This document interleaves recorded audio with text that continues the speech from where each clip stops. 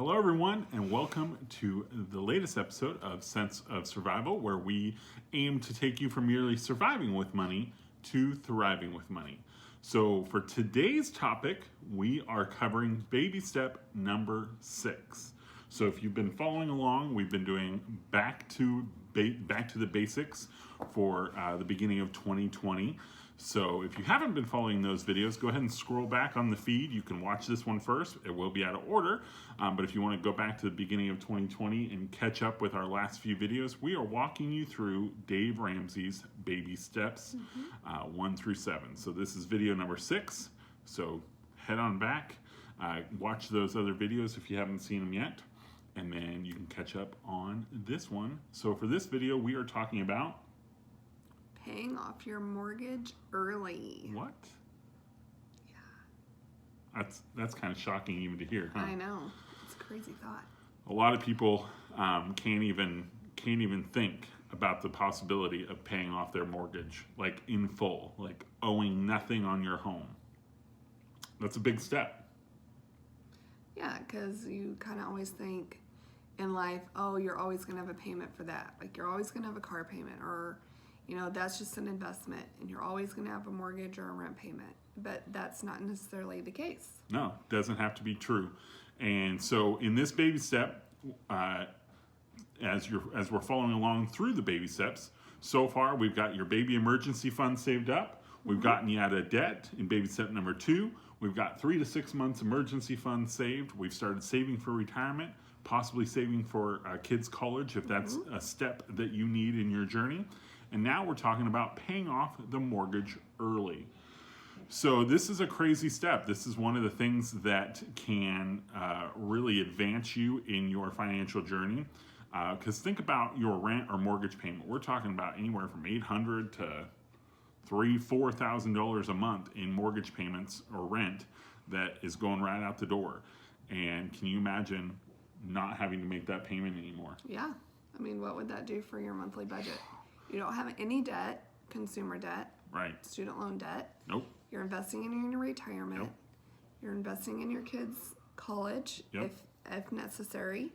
You have money tucked away for a rainy day, and you don't have any house payment. I mean, think how much you can stretch your money. I mean, you're going to be ready for baby step number 7 real quick. I thought you were doing a little family planning for people there. No.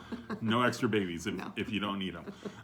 Anyways, so that baby step number 7, you're treating baby step number 6, you're treating your house as if it was your next debt, like you were in baby step number 2. So now you're throwing all your extra income on your mortgage payment to try to knock out that debt. And on average, after completing baby step number 2, people are able to knock out their house and get their house paid off in full in about 6 to 8 years, which is kind of crazy to think about.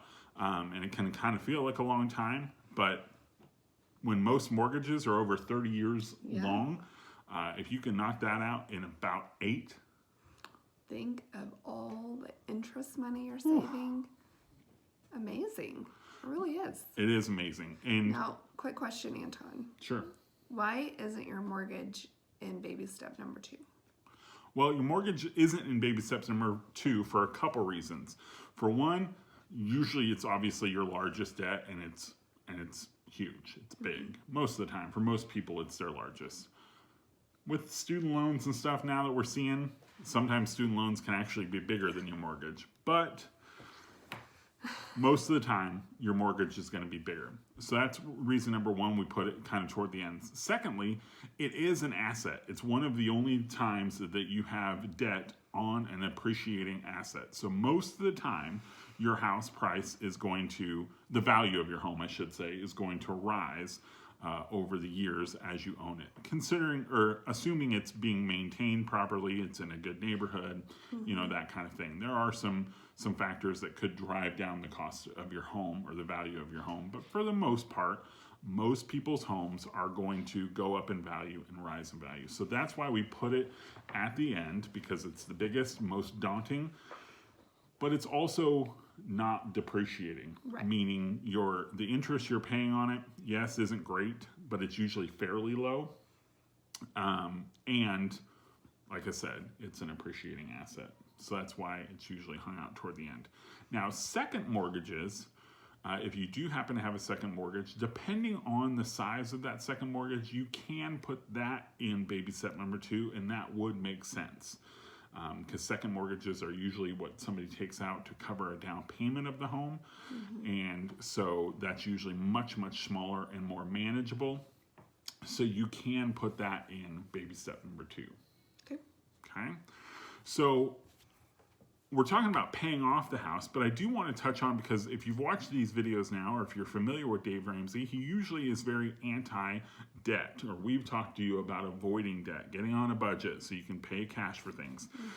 As far as buying a home, if that's something that, if that's a position that you're looking to be in or getting ready to do, buying a home, because it's an appreciating asset, is one of the only things that Dave and that we are okay with you taking out debt to do.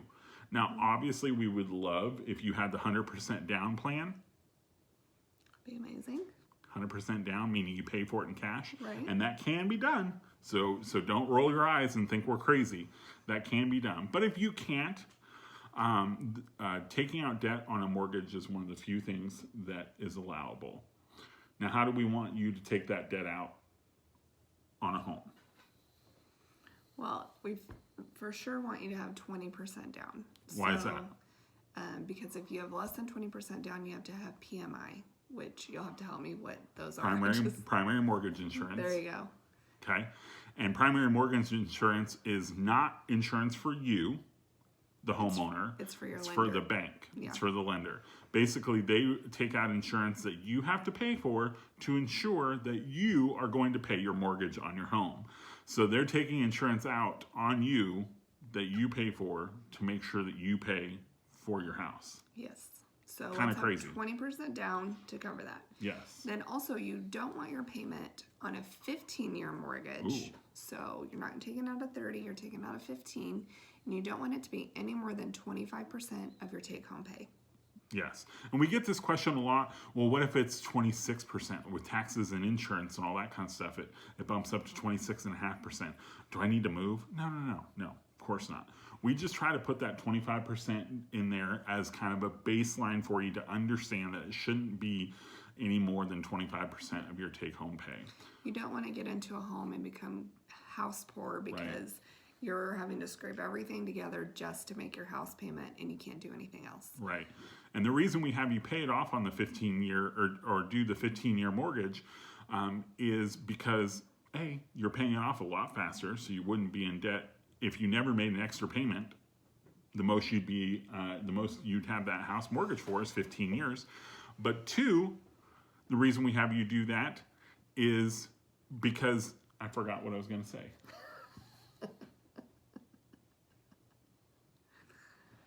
Really, the interest that you're going to save on a 15-year versus a 30-year is quite a bit, and you could see the math.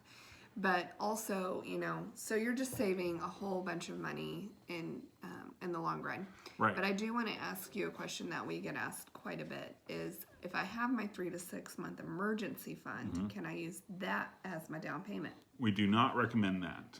We do not recommend that. And the reason behind that is, yes, it would help you avoid primary mortgage insurance, but we don't want you moving into your home and having no savings, because even in the nicest of houses, things can go wrong, things can break.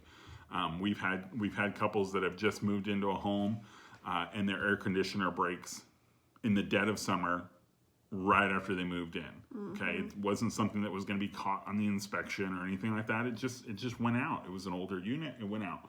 So if they had blown through their entire savings to put a down payment on their house, then they'd be sitting in a sweltering house and possibly have to pay $4,000 to $5,000 to replace their unit. And now they are going to have to finance that, and we're taking on debt. So that's definitely why we don't recommend taking that out. Another question we get is, do I have to wait until I've done all the baby steps to start saving for my down payment for my house? We would recommend that solely because we want you concentrating on one thing at a time. And, often it's like, well, renting is throwing money down the drain. Well, not necessarily. Not if you have a plan and you're working on these steps to advance yourself to get to a point where you can then set up and get into a home. So it's not throwing money down the drain when you're renting. It's perfectly okay to rent for a while. We want you to be in the best position possible when you go and buy that house, so that you are ready for anything that homeowners have to deal with, house repair, things of that. And by waiting for all the steps, we're not saying all 6 of Right. or all 5 of the other steps. Really, you need to be out of debt, and you need to have your emergency fund. Yeah. The investing in your retirement, college savings, and saving up for a down payment, or putting money toward your mortgage. Those could really happen all at the same time. Yeah, and that is depending on your income. right, So, and that is something that we recommend. It's actually kind of a pretend baby step, if you will. It's called baby step 3B. So you're saving up for your 3 to 6 months. As soon as you knock that out, now you can start saving up for your down payment. So you're out of debt, you've got your emergency fund, and now you're saving up for your down payment. So you kind of insert an extra little baby step there, in between. Like Tasha was saying, in between fully funding your retirement of 15% and start saving for your kids' college fund. yes. So that's our goal for you, is to pay off your mortgage as quickly as possible. If you have to get a mortgage, we like to do that, as we said, 15 years or less than 25% of your take-home pay. If you have any questions on that, because some of this information you're going to be like, maybe I've never heard it before, you think we're crazy, please leave a comment down below. We'd love to have a longer conversation with you about it, or explain the rationale behind it, because the last thing we want you to do is be confused and think we're crazy. We do have a method for our madness. So this has worked for hundreds of thousands of people. And so we're encouraging you to do the same. So if you have any questions, leave a comment below. Make sure you're liking, commenting, and subscribing on the video. Our subscriber count is going up and up and up every video we make, which is kind of exciting. So we appreciate that. Keep sharing that video as well. So before we cut off today, what did Anton buy? Everybody's favorite segment. I don't know if that's true, but I love it. So just as a quick recap on these videos, when we do What Did Anton Buy? In our budget, we have personal money built into our budget that we can spend on whatever we want without the other spouse having an opinion on it. Because a lot of the stuff I buy, she thinks is crazy. And vice versa. And vice versa. But it's important to have that built into your budget, so that you don't feel like the dreaded B word, the dreaded budget, is keeping you down and not letting you do anything fun. Right. So in this segment, we always like to show off something that Anton has bought with his personal money. And this one is an autographed football card of Marcus Mariota, football player from University of Oregon. How cool is that? He's one of my favorite players. He won the Heisman. You may remember it. Won the Rose Bowl. No big deal. Anyways, I love him a lot, so I got that card, and it's awesome. And I don't know what else to say, but it's awesome. Anyways, thank you guys for watching. Anything else you have to say? No. Thank you all for watching. Like, comment, and subscribe. Share. We appreciate it. Looking forward to hearing from you in the comment section. Thanks for watching. Have a great day.